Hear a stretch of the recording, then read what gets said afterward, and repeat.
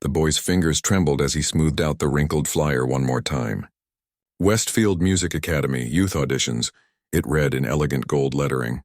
Alex Lynn sat on the edge of his bed, the paper worn thin from countless foldings and unfoldings over the past month. Outside his window, the evening light was fading, casting long shadows across his small bedroom. In just 12 hours, he would face the opportunity of a lifetime. At 12 years old, Alex wasn't like the other kids who would be auditioning tomorrow. He knew this without having met them. His mother had explained it gently but honestly when he first begged her to let him try out. Those children, they've been taking lessons since they could barely walk, she had said, her voice soft with concern. They have expensive teachers and practice on grand pianos. We can't give you those things no matter how much we wish we could. What Alex did have was the old upright piano at the community center where his mother worked as a cleaner. For 3 years now, he had spent every afternoon after school sitting at that piano, teaching himself to play. At first, it was just simple melodies picked out by ear, songs he had heard on the radio or in movies. Later, he found tutorial videos on the ancient computers in the school library. He would watch them over and over during lunch breaks, memorizing the finger positions, then rush to the community center after school to practice until his mother finished her shift. And then there was his grandmother, Alex, carefully tucked the audition flyer into his backpack and moved to the small keyboard propped against the wall. It was a far cry from even the worn community center piano. Just 49 keys with 3 that didn't work at all, and several others held together with electrical tape. But it had been his grandmother's parting gift before she returned to her hometown across the ocean. And to Alex it was treasure. He ran his fingers over the keys without pressing them, remembering his grandmother's gnarled hands guiding his own. She had been a concert pianist in her youth, before politics and revolution had stolen her career. Her hands, twisted now with arthritis, could no longer create the music that lived in her heart, but her mind remembered every note, every technique, every emotion. Music is not in the fingers, she had told him repeatedly in her halting English. Music is here, she would tap his chest. And here, she would touch his temple. Fingers only the messenger. For 2 precious years before she had to return home, she had shared her knowledge with him. She couldn't demonstrate, but she could guide. She would sing the melodies, describe the feelings, explain the theory. Sometimes she would place her hands over his as he played, willing her understanding into him through touch alone. A gentle knock interrupted his thoughts. His mother stood in the doorway, her face tired after her evening cleaning job at the medical center. "Still awake?" she asked, though she didn't seem surprised. "Big day tomorrow." Alex nodded, a knot forming in his stomach. "What if I'm not good enough?" His mother crossed the room and sat beside him on the bed. She smelled of cleaning products and the jasmine lotion she always applied to her chapped hands. "Your music teacher, Mrs. Powell, believes in you enough to arrange this audition. Your grandmother heard something special in you. And She paused, squeezing his shoulder. "I have never heard anything more beautiful than when you play." "That's because you're my mom," Alex said, but he couldn't help smiling. "Maybe," she admitted with a small laugh. "But I know enough to recognize a gift when I see one. Now sleep. The bus leaves early." After she left, Alex lay back on his bed staring at the ceiling. He tried to imagine the audition hall, the judges, the gleaming grand piano he would play. Mrs. Powell, his elementary school music teacher, had described it all to him when she first suggested he audition. She had even stayed after school for weeks, letting him practice on the school's decent upright piano and offering whatever guidance she could. "I've never heard a child play with such feeling," she had told him. "Technical skill can be taught, but what you have is rare." She had been the one to call the academy, to plead for them to hear him despite his lack of formal training or impressive resume. Tomorrow would show whether her faith was justified. Sleep came fitfully that night, filled with dreams of enormous pianos with keys that stretched into the distance and stern-faced judges who spoke in his grandmother's voice. The morning dawned gray and drizzly. Alex's mother had taken a rare day off work to accompany him to the audition. They rode 2 buses across the city to reach the Westfield Music Academy, a stately building with stone columns and wide steps leading to massive wooden doors. Alex clutched his folder of sheet music, though he didn't really need it. The piece he had chosen was etched into his memory after months of practice. In the waiting area, his worst fears were confirmed. The other children were nothing like him. They wore crisp outfits that looked new and expensive. They carried leather portfolios with gold monograms. They spoke confidently about their private instructors and summer music camps. Many were accompanied by both parents, some even by what appeared to be personal coaches who whispered last-minute advice. Alex looked down at his best clothes, clean but clearly well-worn, and the plastic folder that held his carefully printed sheet music. His worn sneakers squeaked slightly on the polished marble floor. "We shouldn't have come," he whispered to his mother, feeling suddenly small. "These kids are the real deal." You're just as worthy of being here," his mother interrupted firmly, though she kept her voice low. "Your music comes from your heart, not from your clothes or fancy teachers." Before Alex could respond, a tall woman with a clipboard appeared in the waiting area. "Parents, please note that once auditions begin, only the student and their music coach may enter the audition hall," she announced. "All others must remain in the waiting area." A murmur went through the crowd as parents hugged children and coaches gave final instructions. Alex looked at his mother with panic rising in his chest. "I can't go in alone," he whispered. His mother squeezed his hand. "Yes, you can. Remember what your grandmother said about where the music comes from." As if summoned by her words, an image of his grandmother filled his mind, her encouraging smile, her unwavering belief in him. He straightened his shoulders and nodded. The students were called in order of registration.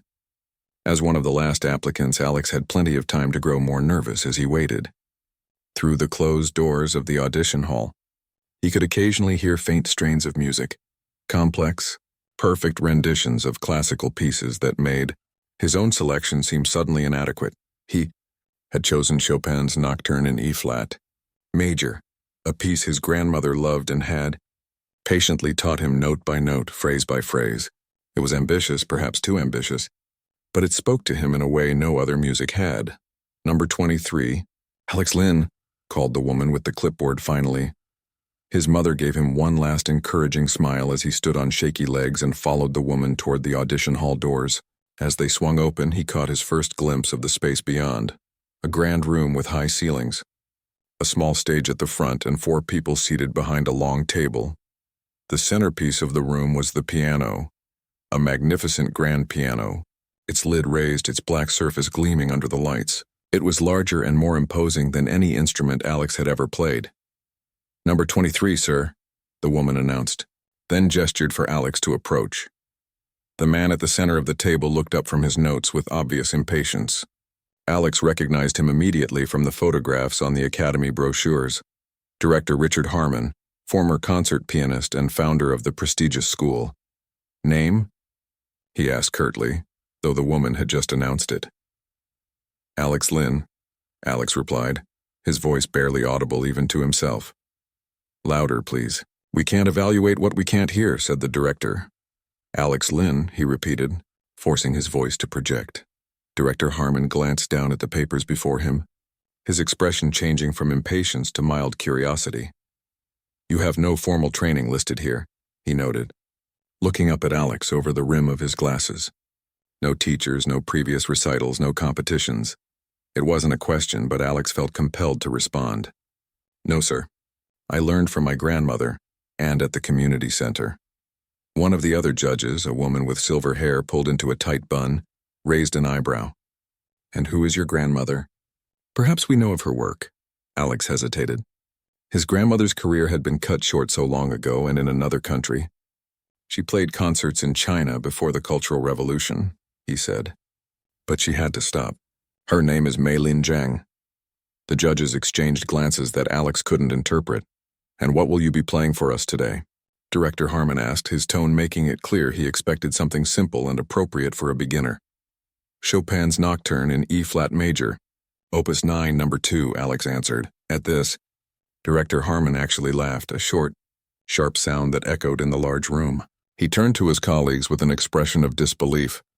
"If he plays the piano, I'll stop right here," he said loudly, making no effort to hide his amusement. "That piece requires years of proper training and technique." The other judges smiled politely, clearly sharing his skepticism. Alex felt his face burn with embarrassment, but beneath it something else stirred. Determination. He thought of his grandmother, of the hours they had spent together at the keyboard, of her belief in him. He thought of his mother, who worked extra shifts to keep that battered keyboard in their apartment. He thought of Mrs. Powell, who had stuck her neck out to get him this audition. "You may begin when ready," said the female judge, more kindly than the director. Alex walked to the piano, his heart pounding so loudly he was sure everyone could hear it. He sat on the bench, adjusting it slightly, and took a moment to simply breathe. The keys before him were perfect, unblemished, so different from the worn ones he knew. He placed his hands in position, closed his eyes, and began to play. Alex's fingers hovered over the keys for a moment that seemed to stretch into eternity. The polished ivory beneath his fingertips felt nothing like the worn, yellowed keys of the community center piano, or the plastic ones on his grandmother's old keyboard. They were cool and smooth, promising a clarity of sound he had only dreamed about. From the corner of his eye, he could see Director Harmon lean back in his chair, arms crossed over his chest. The man's expression was one of bored amusement, already prepared for failure. The other judges had their pens poised over their evaluation sheets, ready to document what they surely expected to be a stumbling, amateur performance. Alex closed his eyes, shutting out the intimidating room, the skeptical judges, and even the magnificent piano. In his mind, he heard his grandmother's voice. First note like opening door. Everything follows. His fingers pressed down. The first notes emerged softly, tentatively, like a question asked in a quiet room. There was a slight hesitation, a tiny pause that revealed his nervousness, but then something shifted. The second phrase flowed more smoothly, gaining confidence with each note. By the third measure, Alex was no longer in the austere audition hall. He was back in the community center, with late afternoon sunlight streaming through dusty windows and his grandmother's voice guiding him through the emotional landscape of the piece. The nocturne unfurled like a flower opening at dawn. His small hands stretched across the octaves with surprising dexterity, finding each note with precision that belied his lack of formal training. The emotional heart of the piece, its tender melancholy, its whispered confessions, began to emerge as Alex surrendered to the music that had lived in his mind for so long. In the jury box, Director Harmon's smirk had faded. He sat forward slightly, his brow furrowed in concentration. The woman with the silver bun had stopped writing entirely, her pen suspended above her evaluation sheet as she listened. The other two judges exchanged glances of surprise. Alex remained unaware of their reactions. The world beyond his fingertips had ceased to exist. There was only Chopin's nocturne, flowing through him like a river finding its way to the sea. Natural, unstoppable, alive with movement and feeling. When he reached the middle section, where the melody takes on a more questioning character, he didn't merely play the notes as written, he leaned into the emotional shift. His grandmother had taught him to see this passage as a conversation between hope and doubt. Here, music asks questions, she had explained. Not with words, with feeling. Director Harmon slowly rose from his chair. Without taking his eyes from Alex, he moved to the side of the piano where he could better see the boy's hands. What he saw seemed to both confuse and fascinate him. Alex's technique was unorthodox. He hadn't been drilled in the proper finger positions or wrist alignment that years of traditional lessons would have instilled. Yet somehow his hands found their own efficient path across the keyboard, and his natural musicality compensated for his technical shortcomings. More striking than his technique was the raw emotional quality of his playing. There was an authenticity to it that many technically perfect students lacked, as if he wasn't merely reproducing the notes, but discovering them anew with each press of a key. The piece built toward its emotional peak, and Alex's body swayed slightly with the music. A strand of hair fell across his forehead, but he didn't notice. His focus remained absolute. As the melody soared, something unexpected happened. Tears welled in his eyes. He wasn't crying from nervousness or fear now, but from the pure emotion of the music itself. A single tear tracked down his cheek as his fingers danced through the most difficult passage of the piece. Director Harmon saw this, and something in his own expression softened. He had heard this nocturne performed hundreds, perhaps thousands of times over his long career, by students, by colleagues, by renowned virtuosos. He had played it himself at Carnegie Hall, but there was something in this rough-edged, untutored rendition that reached past his critical faculties and touched something deeper. As Alex approached the final section of the piece, the melody returned to its original theme, but now infused with all the emotional journey that had come before. His fingers moved with growing assurance, finding not just the notes but the spaces between them, those infinitesimal moments where music breathes. The final notes lingered in the air like a question left unanswered, then slowly faded into silence. For several heartbeats, no one in the room moved or spoke. Alex opened his eyes, coming back to himself, suddenly aware again of where he was and what was at stake. He looked up to find Director Harmon standing beside the piano, an unreadable expression on his face. The other judges remained at the table, their evaluation sheets forgotten. "Who taught you to play like that?" Director Harmon asked, his voice barely above a whisper. Alex swallowed hard before answering. "My grandmother. She can't play anymore, her hands hurt too much, but she taught me how the music should feel." "And the community center," he added quickly. "I practiced there after school." Director Harmon nodded slowly. "Stand up," he instructed. Alex stood, his legs trembling slightly. To his astonishment, Director Harmon sat down at the piano bench and positioned his hands over the keys. "Watch," he said. He played a short passage from the middle section of the nocturne, the same passage Alex had just performed. His technique was flawless, his tone rich and nuanced, his interpretation refined by decades of study and performance. "Now," he said, moving his hands away from the keys, "tell me what you heard." Alex hesitated, unsure what the director wanted. "There's no wrong answer," Director Harmon said, more gently than he had spoken before. "Just tell me what you heard in the music." Alex took a deep breath. "It sounded like someone remembering something beautiful but knowing they can't go back to it," he said finally. "Like when my grandmother talks about her home country and the life she had before everything changed." A look of surprise crossed Director Harmon's face. He played another passage, this one from near the end of the piece, and this, Alex listened carefully. "That part always feels like acceptance to me, like saying goodbye to something you love but finding peace with it." Director Harmon's hands fell still on the keys. He looked at Alex with new eyes, not as an unqualified applicant to be dismissed, but as something unexpected and rare. He turned toward his colleagues. "Mrs. Peterson, would you bring in the boy's mother, please?" The woman with the silver bun nodded and rose from her seat, disappearing through the doors at the back of the hall. Alex's heart sank. They were going to tell his mother he wasn't good enough, that he didn't belong here among these properly trained students. He had played with his heart just as his grandmother had taught him, but perhaps that wasn't what they were looking for. A minute later, the doors opened again and his mother hurried in, looking worried. When she saw Alex standing by the piano with Director Harmon, her expression grew more concerned. "Mrs. Lynn," Director Harmon greeted her. "I'm Richard Harmon, the Academy Director." "I know who you are," she replied, moving to stand protectively beside Alex. "Is something wrong?" "Wrong?"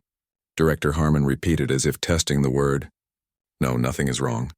Quite the opposite." He placed a hand lightly on Alex's shoulder. "Your son has just given one of the most emotionally authentic performances of Chopin I've heard in many years." Alex's mother blinked in surprise. He did well?" "Well doesn't begin to describe it," said the female judge who had followed her in. "He played with extraordinary feeling." "His technique needs refinement," Director Harmon added honestly. "There are fundamentals he should have learned years ago. But his musicality," he shook his head, seemingly at a loss for words. Alex looked back and forth between the adults, hardly daring to believe what he was hearing. "Mrs. Lynn, where did Alex receive his training?" asked Director Harmon. She explained about the community center piano, about Alex's grandmother, who had once been a concert pianist in China, about the hours they had spent together with the old woman guiding the boy's hands and heart. As she spoke, Director Harmon's expression grew thoughtful. He turned to Alex again. "Your grandmother taught you to play from the heart first and worry about technique second," he said. It wasn't a question, Alex nodded. "She says fingers can learn proper form, but spirit must be there from beginning." A small smile touched the director's lips. "She sounds like a wise woman." He glanced at his colleagues, who nodded almost imperceptibly. "We'd like to offer Alex a place at Westfield Music Academy, Mrs. Lynn." Alex's mother gasped. "But we can't afford—" Director Harmon held up a hand to stop her. "There's a scholarship program for exceptional students. It's not commonly awarded to beginners, but in this case—" He looked at Alex again. "In this case, I believe an exception is warranted." Alex could hardly process what was happening. Just minutes ago, this man had laughed at the very idea that he could play Chopin. Now he was offering him a place at the academy. There would be conditions, Director Harmon continued, addressing both Alex and his mother. He would need intensive technical training to catch up to his peers. It would mean extra lessons, additional practice hours. I would practice all day if I could, Alex said earnestly. Director Harmon's expression softened further. I believe you would. He extended his hand to Alex. Welcome to Westfield, Mr. Lin. As Alex shook the director's hand, he thought of his grandmother, thousands of miles away. How he wished she could be here to see this moment. The moment when the music she had kept alive in her heart, despite everything that had tried to silence it, found new life through him. The September rain tapped gently against the windows of Practice Room 4. Alex sat at the upright piano, not as grand as the one he had played during his audition 2 weeks ago, but still far superior to anything he had touched before coming to Westfield Music Academy. The room was small but well designed, with acoustic panels on the walls and a high ceiling that let sound travel beautifully. He stared at the sheet music in front of him. Beethoven's Für Elise, a piece most students at the academy had mastered years ago. His new teacher, Ms. Rivera, had assigned it as part of his fundamentals catch-up, as she called it. 2 hours every morning before regular classes were devoted to teaching Alex the basics that other students had absorbed over years of formal training. Alex's fingers moved through the familiar opening measures. He had heard this piece countless times and could play the melody easily by ear, but Ms. Rivera wasn't interested in what he could play by ear. She wanted proper fingering, correct posture, precise pedaling, and exact dynamics. All the technical elements his self-taught method had glossed over. Begin again, he muttered to himself, mimicking Ms. Rivera's frequent instruction. He repositioned his hands, consciously relaxing his wrists and curving his fingers as she had shown him. It felt unnatural after years of playing his own way, but he was determined to master these fundamentals. A knock at the door interrupted his practice.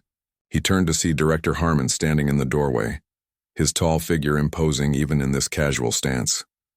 Don't stop on my account, the director said, stepping into the room. I'd like to hear how you're progressing. Alex nodded nervously and turned back to the piano. He began Für Elise again, hyper-aware of his finger positions, the arch of his hands, the way his foot approached the pedal. The piece emerged correctly but stiffly, lacking the natural flow that had characterized his Chopin nocturne at the audition. When he finished, Director Harmon was silent for a moment. Technically, that was much improved, he said finally. Ms. Rivera reports that you're working diligently on your fundamentals. Thank you, sir, Alex replied, sensing there was more the director wanted to say. Harmon pulled over the room's single chair and sat down, bringing himself closer to eye level with Alex. But something is missing, isn't it? Alex looked down at the keys. It doesn't sound like me anymore, he admitted quietly. When I focus on doing everything right, the music feels different. A knowing smile crossed the director's face. That's the great paradox of classical training. We teach rigid techniques so that eventually they become so ingrained you no longer have to think about them. Then the music can flow freely again. How long does that take? Alex asked. Years, Harmon answered honestly. But you have an advantage that many technically proficient students lack. You already know what it means to play with genuine emotion. We're not teaching you to feel the music. We're giving you the tools to express what you already feel more effectively. He gestured toward the piano. Play the nocturne again. The Chopin piece from your audition. Alex hesitated. With the new techniques? With whatever feels right at this moment. Alex took a deep breath and began. At first he was still too conscious of his finger positions and hand movements. The music came out correctly but constrained. Halfway through the first page, however, something shifted. The familiar emotional pull of the piece began to take over, and his body remembered the freedom he had felt before. Director Harmon watched intently, noting how Alex's natural musicality battled with his newly learned techniques. There were moments when the two aligned perfectly, producing sounds of remarkable clarity and emotion. There were other moments when they worked against each other, creating hesitations and uneven phrases. When Alex finished, the director nodded thoughtfully. That's the journey you're on now, finding how to merge your natural gifts with proper technique. It won't happen overnight. Some of the other students don't seem to like that I'm here. Alex said suddenly, giving voice to something that had been bothering him since classes began. I heard someone say I only got in because you felt sorry for me. Harmon's expression darkened slightly. Did they? And what do you think? Alex thought for a moment. I think you heard something in my playing that surprised you, but I also think I have a lot to learn. The director smiled. Well said. The truth is, many of our students have never had to struggle for anything in their musical lives. They've had private lessons since they were toddlers, parents who could afford the best instruments, summer music camps in Europe. Their path has been smooth and well paved. He leaned forward. Your path has been different. You've had to find your own way, and that has given your music something special, an authenticity they'll have to work hard to achieve. That's threatening to some of them. Alex nodded slowly, taking this in. Next week is the fall showcase, Director Harmon continued, changing the subject. All new students perform. Have you selected your piece? Ms. Rivera suggested I play Für Elise since I'm working on it now, Alex replied. Something that might have been disappointment flickered across Harmon's face. That would be the conventional choice, he agreed. Safe, appropriate for your current technical level. He stood up and walked to the window, looking out at the rain for a moment before turning back to Alex. But I didn't bring you to Westfield to be conventional. Ms. Rivera's job is to build your technical foundation, and she's excellent at that. My job is to nurture the unique voice you already possess. Alex felt a flutter of excitement. What do you think I should play? The Chopin, Harmon said without hesitation. It won't be technically perfect, but it will be authentic. And sometimes that matters more. As the director turned to leave, he paused at the door. The showcase is attended by all faculty, students, and many parents. It will be your introduction to the Westfield community. His gaze was intense but not unkind. Some will question why you're here. Your playing will answer them better than words ever could. With that, he was gone, leaving Alex alone with the rain, the piano, and a head full of conflicting thoughts. The week leading up to the showcase passed in a blur of intensive practice.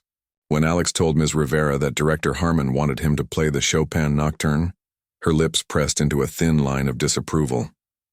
That piece is beyond your current technical capabilities, she said firmly. Beethoven would be much more appropriate.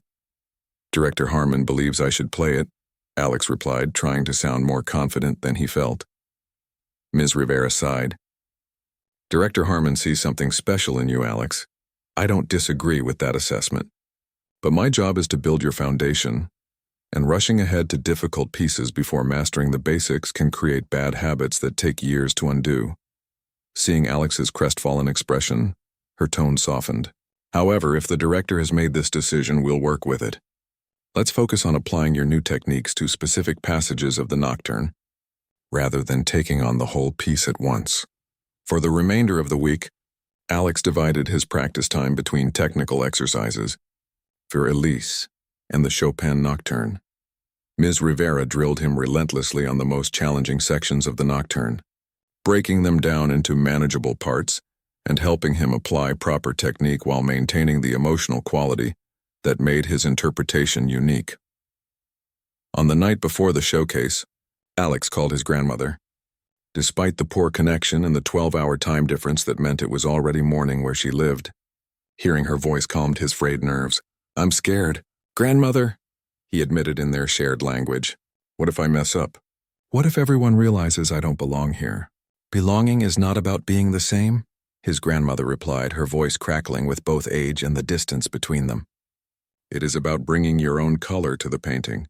Do you think all the flowers in a garden must be roses to belong there? No, Alex said softly. Then play your own music in your own way.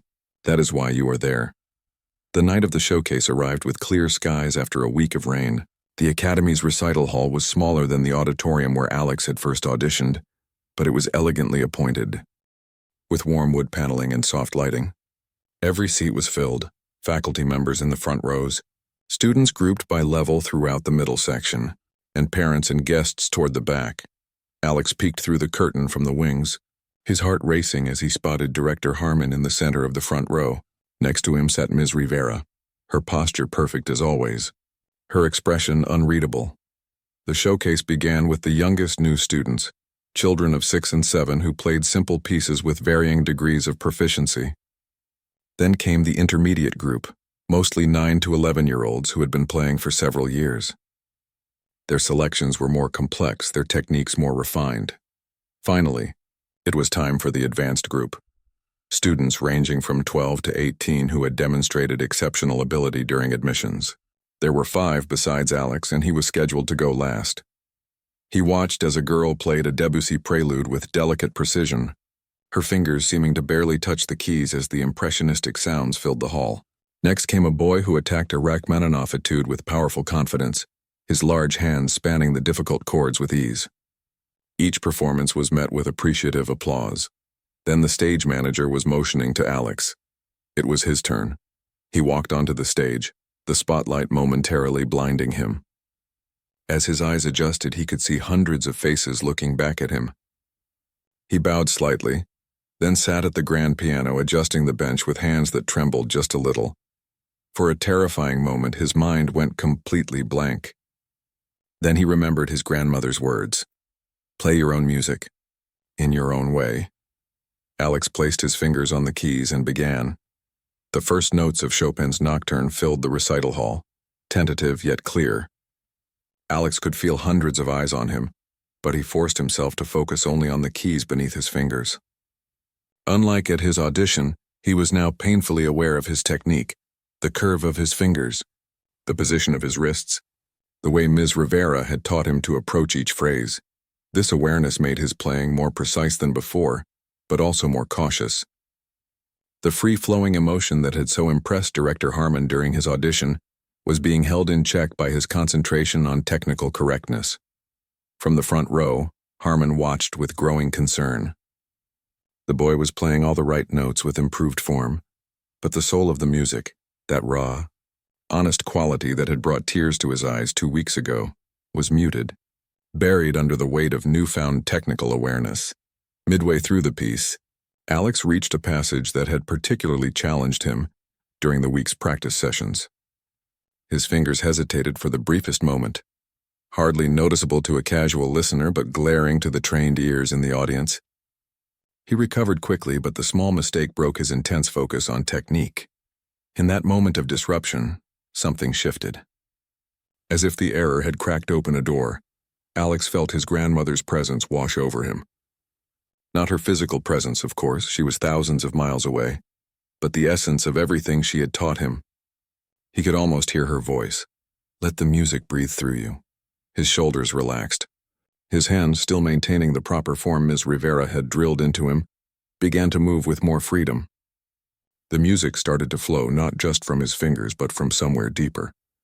Director Harmon sat forward slightly in his seat, recognizing the change. This was what he had been waiting for, the moment when Alex would find a way to merge his natural musicality with his developing technique. The Nocturne blossomed under Alex's hands. The melancholy beauty of Chopin's composition filled every corner of the hall, touching listeners in that inexplicable way that only music can, speaking directly to the heart without the need for words. When the final notes faded away, there was a moment of complete silence. Alex remained still, his hands hovering above the keys, his eyes closed as he held on to the feeling of the music for one last precious second. Then the applause began. It started quietly, a ripple of appreciation rather than a thunderous outburst, but it was sincere and sustained. Alex opened his eyes and rose from the bench, bowing as he had been instructed. As he straightened, he caught sight of Director Harmon's face. The man was smiling, a genuine expression of satisfaction that warmed Alex from the inside out. Ms. Rivera's reaction was more measured, a slight nod that acknowledged he had done better than she had expected, though her expression suggested she had noted every technical flaw for their next lesson. As Alex left the stage, the whispering began. He could feel it more than hear it, the rustle of curiosity, judgment, and reassessment that swept through the audience. He had just changed the narrative about himself. Though he didn't yet realize how significantly, the next morning, Alex arrived early for his lesson with Ms. Rivera, bracing himself for a detailed critique of his performance. To his surprise, she was smiling when he entered her studio. That was quite the debut, she said, gesturing for him to sit at the piano. Thank you, Alex replied cautiously. I made some mistakes. Yes, you did, she agreed briskly. Your thirds were uneven in measures 42 through 45, and your pedaling was occasionally heavy-handed. We'll work on those today. She sat beside him on the bench. But you found something last night, didn't you? A way to maintain emotional connection while applying proper technique. Alex nodded, surprised by her insight. That's the hardest part of teaching, she continued. Technical skills can be drilled into anyone with enough practice, but helping a student preserve their unique voice while developing those skills, that's the real challenge. She flipped open his music book. Director Harmon believes you have something special to offer, Alex. I'm not inclined to disagree. My job is to give you the tools to express it as beautifully as possible. For the next hour, they worked through the nocturne again, focusing on the passages where his technique had faltered. But there was a new energy to the lesson, a sense of collaboration rather than correction. Ms. Rivera was still demanding, but Alex no longer felt she was trying to remake him completely. That's enough for today, she said finally. You have your regular classes this afternoon, and I believe Director Harmon wants to see you at 4 o'clock. Alex gathered his sheet music, his mind already racing ahead to what the director might want. As he left the studio, a group of students passed by in the hallway. He recognized a few from the showcase, including the boy who had played the Rachmaninoff etude. To his surprise, the boy stopped. Hey, you're Alex, right? The Chopin guy? Alex nodded, not sure what to expect. That was pretty amazing last night, the boy said. I'm Thomas. Piano performance, second year. Thanks, Alex replied, still wary. Your Rachmaninoff was incredible, Thomas grinned. Been working on it for almost a year. Listen, a few of us practice together sometimes after classes. You should join us. Before Alex could respond, another student joined the conversation, the girl who had played Debussy. Definitely, she agreed. We could use someone with your kind of expression. Most of us are too technically rigid. Alex felt a rush of unexpected warmth. I'd like that, he said. But I'm still catching up on the basics. That's what makes it interesting, Thomas said. You approach things differently. See you in the practice rooms after your meeting with Harmon. Room 12, around 5. As the group continued down the hall, Alex stood still for a moment, absorbing what had just happened. The students he had feared would reject him were instead intrigued by him. His different path to Westfield wasn't just something to overcome. It gave him a perspective they found valuable. At 4 o'clock sharp, Alex knocked on Director Harmon's office door. The space beyond was warmly lit, with walls lined with books and recordings. A baby grand piano occupied one corner, while the opposite wall displayed framed programs from performances around the world, silent testimony to Harmon's own career before he founded the academy. Come in, Alex, the director called, gesturing to a chair across from his desk. I wanted to talk with you about your performance last night. Yes, sir, Alex replied, perching nervously on the edge of the seat. You started cautiously, Harmon observed, too focused on your technique. But then something changed, Alex nodded. I made a mistake and it somehow freed me from worrying so much about being perfect. Director Harmon smiled. That's an insight some musicians take decades to reach. Perfection is the enemy of expression. We strive for technical excellence, yes, but always in service to the music itself. He leaned forward, his expression growing more serious. You have a rare gift, Alex. You play from the heart naturally. Many of our students have to be taught that. They come to us technically proficient but emotionally disconnected from their music. I don't understand, Alex said. If I already have that, why am I here? Because raw talent isn't enough, Harmon replied. You need the tools to shape and control it. Think of it like this.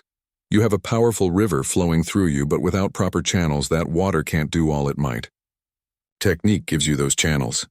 He rose and walked to the piano in the corner, running his fingers lightly over the polished surface. I'd like to try something different with your education here. You'll continue your technical training with Ms. Rivera, of course, but I'd like to work with you personally once a week, not on technique, but on interpretation, on finding ways to preserve your unique voice while you develop conventional skills. Alex stared at him, stunned by the offer. Everyone knew Director Harmon only taught a handful of the most advanced students, those on the verge of professional careers. Why would you want to teach me? He asked bluntly, the question escaping before he could filter it. Harmon laughed, a warm sound that filled the office. Because you remind me of someone. a young pianist I knew many years ago who played with that same natural connection to the heart of the music. What happened to them? Alex asked. A shadow crossed the director's face. He became technically perfect and emotionally empty, a virtuoso that critics praised and audiences admired, but who no longer moved anyone to tears. He paused. I'd like to help you find a different path. As Alex left the office, his mind was spinning with everything that had happened in the past 24 hours. From the showcase performance to Ms. Rivera's new approach, from the unexpected acceptance by his peers to Director Harmon's extraordinary offer, his world had transformed almost overnight. He practically floated to practice room 12, where he found Thomas, the Debussy girl, and 3 other students already gathered. They made space for him immediately, pulling him into their conversation about an upcoming chamber music project. We need another pianist, Thomas explained, someone who can balance Michelle's flute. She plays with a lot of emotion, and most of our pianists are too controlled. Michelle, a petite girl with a flute case propped beside her chair, nodded. Your Chopin last night had exactly the quality we need. But I'm still learning, Alex protested. I might not be technically good enough. That's why we practice together, Thomas said simply. We help each other. Michelle can help with your breathing and phrasing. I can work with you on your left-hand technique. As they talked, Alex felt something he hadn't experienced since coming to Westfield, a sense of belonging. Not because he had become like everyone else, but because they valued what made him different. Later that evening, as he practiced in his small dorm room on the electronic keyboard the school had provided, he thought about how quickly life could change. 3 weeks ago, he had been a boy with an impossible dream. Now he was a student at Westfield, with both challenges and opportunities he could never have imagined. He played a few notes of the Chopin Nocturne, softly so as not to disturb his neighbors. The piece felt different now, not just a beautiful composition he had learned with his grandmother, but a turning point in his life. A key that had unlocked doors he hadn't known existed. Tomorrow would bring more technical drills with Ms. Rivera, his first special session with Director Harmon, and chamber music practice with his new friends. The path ahead would not be easy, but for the first time Alex truly believed he belonged on it. His fingers found the final chord of the Nocturne. As the sound faded, he smiled to himself. He couldn't wait to call his grandmother and tell her everything. 6 months had passed since Alex first walked through the doors of Westfield Music Academy. Winter had come and gone, and now spring sunshine streamed through the tall windows of the practice rooms, bringing with it a sense of renewal and possibility. Alex sat at the piano in his favorite practice room, working on a Schubert impromptu that combined the technical challenges Ms. Rivera wanted him to master with the emotional depth Director Harmon encouraged him to explore. His fingers moved with growing confidence across the keys, finding both precision and expression in a balance he was still learning to maintain. A knock at the door interrupted his practice. He looked up to see Thomas leaning against the door frame, a folder of sheet music under his arm. Sounds good, Thomas said. You've come a long way since the fall showcase. Alex smiled at his friend. In the months since that night, Thomas had become one of his strongest supporters at Westfield, helping him navigate both the musical and social challenges of academy life. Thanks, Alex replied. Still working on the middle section. The key change keeps throwing me off, Thomas nodded knowingly. You'll get it. Listen, Michelle and I were looking for you. We just found out about the spring competition and thought you might want to enter. Alex's hands stilled on the keys. The spring competition was a major event at Westfield, a chance for students to perform for distinguished alumni and guest judges from some of the world's finest music institutions. Winners received special mentorship opportunities and sometimes even summer program scholarships. Me? Alex asked doubtfully. I've only been here half a year. Most people who enter have been studying for years. Thomas shrugged. So what? Director Harmon thinks you should do it. He mentioned it to Michelle during her lesson yesterday. That caught Alex by surprise. His weekly sessions with Director Harmon had become the highlight of his studies at Westfield. Unlike his other teachers who focused on what he was doing wrong, Harmon seemed more interested in what Alex was doing right, the unique qualities in his playing that set him apart. If the director thought he was ready for the competition, what would I even play? Alex wondered aloud. That's actually why we were looking for you, Thomas said, dropping the folder of sheet music on the piano. Michelle found something in the library archives that might be perfect for you. Alex opened the folder to find yellowed sheet music, clearly quite old but carefully preserved. The title page read, "Variations on a Chinese Folk Melody by a Composer He Didn't Recognize." "I've never heard of this," he said, scanning the first few pages with interest. "That's the point," Thomas replied. "Everyone else will play the standard competition pieces, Chopin, Liszt, Rachmaninoff. This is something different. And look at the notes at the bottom of the page." Alex flipped back to the title page and noticed small characters printed below the English title, Chinese characters that looked familiar. With a jolt, he realized they spelled out the name of a folk song his grandmother used to hum while they worked together at the keyboard. "This is," he began, his voice catching with sudden emotion. "Michelle thought it might have a connection to your background," Thomas said. "The piece takes a traditional Chinese melody and develops it through Western classical variations. It's like it was written for you, bridging both your worlds." Alex felt a rush of excitement as he played through the first few measures. The melody was hauntingly familiar, a tune his grandmother had taught him years ago. But the classical treatment was complex and challenging, exactly the kind of piece that would showcase both his technical progress and his emotional connection to the music. "Do you think I could learn it in time?" he asked. The competition was only 8 weeks away. Ms. Rivera might say no, Thomas admitted with a grin. But Director Harmon will say yes, and I have a feeling this piece will speak to you in a way that makes the learning come naturally. That evening, Alex called his grandmother. Despite the distance and the sometimes spotty connection, they had maintained their weekly calls, with Alex sharing every step of his journey at Westfield, and his grandmother offering wisdom and encouragement from afar. "Grandmother," he said excitedly after they had exchanged greetings, "I found a piece for the spring competition that uses the melody of Jasmine Flower, the song you taught me when I was little." There was a pause on the line, followed by his grandmother's surprised laugh. "Ah, what a wonderful circle," she said. "That was the first song my teacher taught me before I even learned to read music." Alex felt a shiver of connection across time and distance. The piece turns it into classical variations with different techniques and moods. "It's challenging, but the heart of it is already in you," his grandmother finished for him. "This is good, very good. When you play music that connects to your roots, you bring your whole self to it." The next 6 weeks were the most intense of Alex's life. Ms. Rivera, initially skeptical about his choice of such an ambitious piece for the competition, soon became caught up in his enthusiasm. She drilled him relentlessly on the technically demanding variations, breaking down difficult passages into manageable segments and pushing him to achieve a level of precision he hadn't thought possible. Director Harmon focused on the interpretative aspects, helping Alex find the balance between honoring the Chinese folk origins of the melody and embracing the Western classical traditions that shaped the variations. "This piece is a conversation between cultures," Harmon explained during one of their sessions. "Your job is to make sure both voices are heard clearly, while finding the common human experience that underlies them both." Alex practiced until his fingers ached and his back cramped from hours at the piano. Thomas and Michelle often sat in on his practice sessions, offering feedback and encouragement.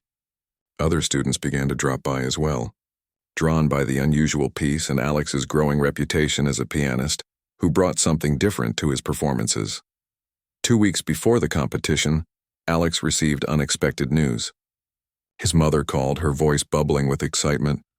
"I have a surprise for you," she said. "Your grandmother is coming for a visit. She'll be here in time for your competition." Alex could hardly believe it.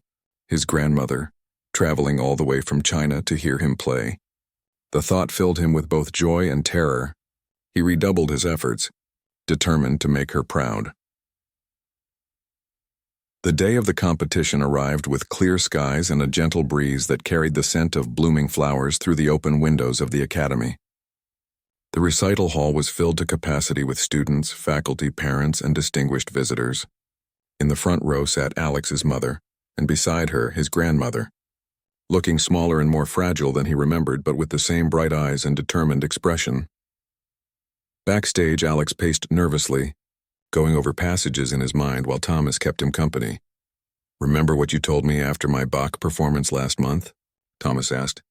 About how I was so focused on perfection that I forgot to enjoy playing? Alex nodded.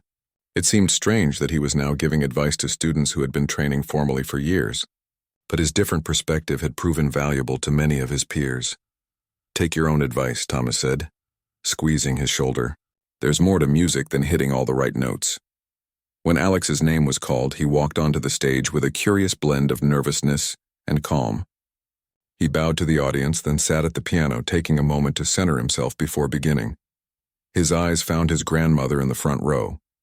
She gave him a slight nod, and in that simple gesture he felt the weight of her journey, from concert pianist to political exile, from losing her career to preserving her art through him. He placed his hands on the keys and began to play. The familiar Chinese melody emerged simply at first, a clear voice singing of home and belonging. Then came the variations, sometimes playful, sometimes melancholy, sometimes fiercely technical, each one exploring a different facet of the original theme. Alex's hands moved across the keyboard with newfound confidence, his technical training now serving his expression rather than hindering it. As he played, he felt as if his two musical worlds were finally coming together. The formal training he had received at Westfield, merging with the heart-centered approach his grandmother had instilled in him. The music flowed through him like a river finding its true course, powerful yet controlled, emotional yet precise. When the final notes faded away, there was a moment of profound silence before the applause began, tentative at first, then swelling into something that seemed to lift the very roof of the hall. Alex rose from the bench, his heart pounding, and bowed deeply. As he straightened, his eyes found Director Harmon, who was standing with the other judges, his expression a mixture of pride and satisfaction. Next to him, Ms. Rivera was actually smiling, a rare sight that made Alex grin in return. But it was his grandmother's face that he sought most eagerly. She sat very still, tears streaming unashamedly down her cheeks, her hands pressed together as if in prayer. When their eyes met, she nodded once, a gesture that contained a lifetime of struggle, hope, and vindication. Later that evening, after the judges had awarded him first place and the reception had finally wound down, Alex sat with his grandmother in a quiet corner of the Academy Gardens.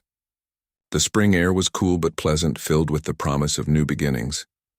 "When I heard you play today," his grandmother said softly, "I heard myself as I once was, and as I might have been, but I also heard you, your own voice, your own journey.